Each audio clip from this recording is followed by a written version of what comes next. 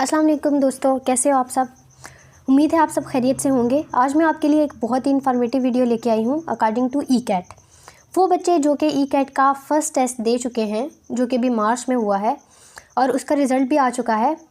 तो उस टेस्ट में जो बच्चे सेटिस्फाई हैं अपने टेस्ट से, यानी उसका आगे का प्रोसीजर क्या होगा वो मैं बताना चाहती हूँ। लाइक कुछ बच्चे जो कि सेटिस्फाई हैं अपने टेस्ट से कि उनके मार्क्स 200 या फिर 300 से अबव आए हैं, बहुत अच्छे आए हैं और वो सेटिस्फाई हैं, तो वो अभी क्या करेंगे। और वो बच्चे जिनके नंबर अभी अच्छे नहीं आए, लाइक उनके नंबर बहुत कम आए हैं, लाइक 100 से नीचे आ गए हैं या फिर 200 से कम आ गए हैं और उनको ये है कि किसी अच्छे फील्ड में एडमिशन मिलना पॉसिबल नहीं है और वो परेशान है, तो उनको परेशान होने की बिल्कुल ज़रूरत नहीं है, उसका भी एक सल्यूशन है।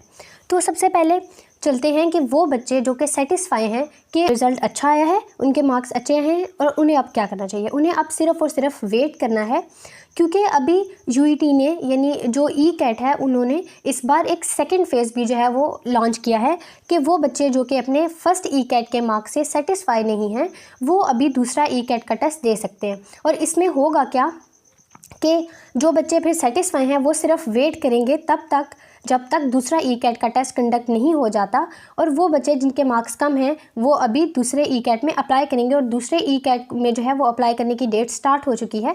तो अभी हम देखते हैं कि दूसरे ई कैट में स्टार्ट करने की डेट कब तक की है और हम कब तक उसमें अप्लाई कर सकते हैं और उनको कब तक वेट करना पड़ेगा।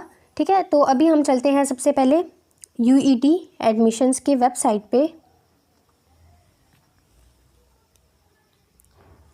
ओके, अभी हम वेबसाइट को ओपन करते हैं।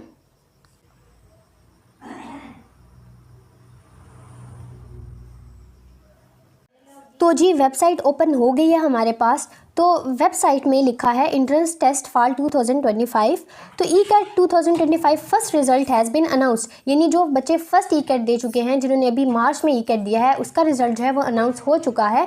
और फर्दर प्रोसीजर क्या है वो लिखा है कि registration for the second E CAT for fall 2025 admission is now open, यानी जो सेकंड ई कैट है, जो इसका सेकंड फेज़ है, उसकी रजिस्ट्रेशन अब ओपन हो चुकी है। तो यानी आप अब उसमें अप्लाई कर सकते हैं। Deadline for the registration will be June 2, 2025।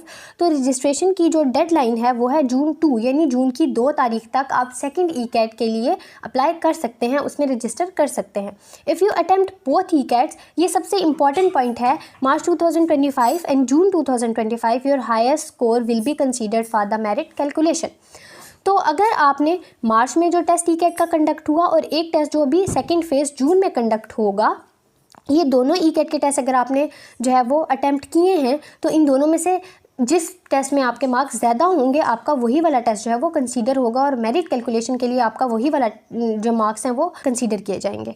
तो ये प्रोसीजर है। तो मेरा मशवरा तो यही है कि आपको दोनों टेस्ट देने चाहिए, क्योंकि ये तो है नहीं कि आपने जो सेकंड फेज़ में टेस्ट दिया आपके सिर्फ उसी के मार्क्स जो है वो कंसीडर किए जाएंगे, ऐसा नहीं है। बल्कि अब इन्होंने बच्चों को थोड़ा फ्री कर दिया, यानी अगर आपने फर्स्ट ई कैट का टेस्ट दिया उससे आप सेटिस्फाई नहीं हो, आप परेशान हो, आपके मार्क्स अच्छे नहीं आए, तो आप सेकंड ई कैट दे सकते हो। अगर उसमें आपके अच्छे मार्क्स आ गए हैं तो आपका सेकंड वाला कंसीडर हो जाएगा। अगर फ़र्ज़ करो कि आपके सेकंड में बुरे मार्क्स हैं लेकिन फर्स्ट में उससे बेहतर मार्क्स हैं, तो आपका फर्स्ट वाला जो है वो कंसीडर किया जाएगा।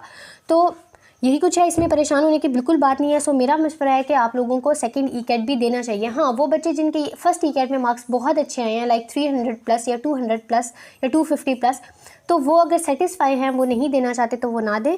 लेकिन वो बच्चे जिनके 200 से कम मार्क्स हैं उन्हें मैं प्रेफर करूँगी कि वो ज़रूर ये ई कैट का टेस्ट दें। तो सेकंड ई कैट देने के कुछ फ़ायदे हैं। इसके पहला तो ये कि आप सेकंड ईयर के अपने एग्ज़ाम्स दे के फ्री हो चुके होंगे और आपकी एक एग्ज़ाम की टेंशन तो ख़त्म हो जाएगी और आपकी इन्फॉर्मेशन और आपके नॉलेज में इजाफा होगा, क्योंकि आप पेपर दे चुके होंगे। और आप दूसरा फ़ायदा ये है कि आप अपना ई कैट का टेस्ट एक बार दे चुके होंगे, तो आपको पता होगा कि किस तरह के क्वेश्चंस आते हैं या किस तरह से आपको जो है उस टेस्ट को अटैम्प्ट करना है, तो आप ज़्यादा बेहतर तरीके से उसको अटैम्प्ट कर सकोगे। तो और दूसरा ये, इसका नुकसान बिल्कुल कोई नहीं है, क्योंकि देखें अगर आपके फर्स्ट ई कैट में दूसरे ई कैट में फर्स्ट से ज़्यादा बेहतर मार्क्स आ जाते हैं तो फिर और क्या चाहिए, यानी आपका सेकंड वाला फिर वो कंसीडर हो जाएगा। और इस तरह से आपके लिए जो है वो फ़ायदे हैं इसके कि आप सेकंड ई कैट को जो है वो ज़रूर प्रेफर करो और ज़रूर जो है उसमें रजिस्टर करो। Thank you.